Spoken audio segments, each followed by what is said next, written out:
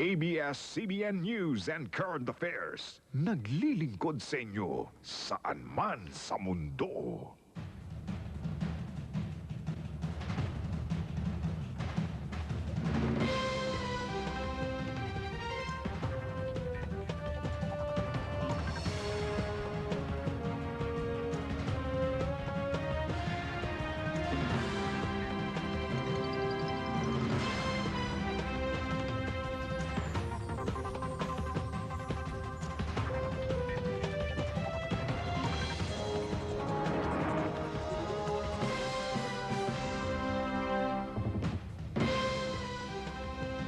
Live mula sa ABS-CBN News Center, Manila, ito ang TV Patrol World!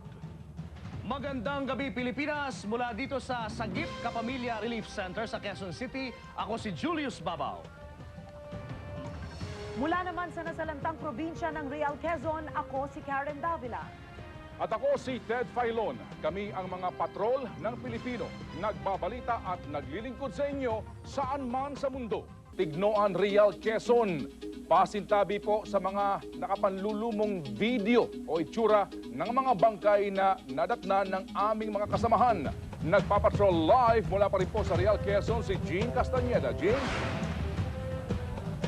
Marahil ay dininig nga ng Panginoon ang ating mga dasal dahil di gaanong naapektuhan ang Real Quezon ng bagyong si Yoyong. Maganda na ang panahon dito kanina, kaya nga narating na natin ang Barangay Tignuan, isa sa mga isolated barangays dito sa Real Quezon.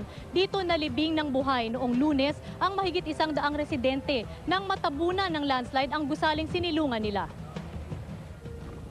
Matapos ang 6 na oras na pagsagasa sa putikan at pag-akyat panaog sa mga trosong inanod ng baha, narating din ng ABS-CBN News Team ang Repador Building sa Barangay Tignuan. Ito ang bumulaga sa amin, mga katawang naipit pa rin sa gumuhong gusali. 4 na araw na pero hindi pa rin nahuhukay ang mga katawang nabaon ng buhay dito. Dumating na ang rescue team na tutulong sa paghugot ng mga bangkay.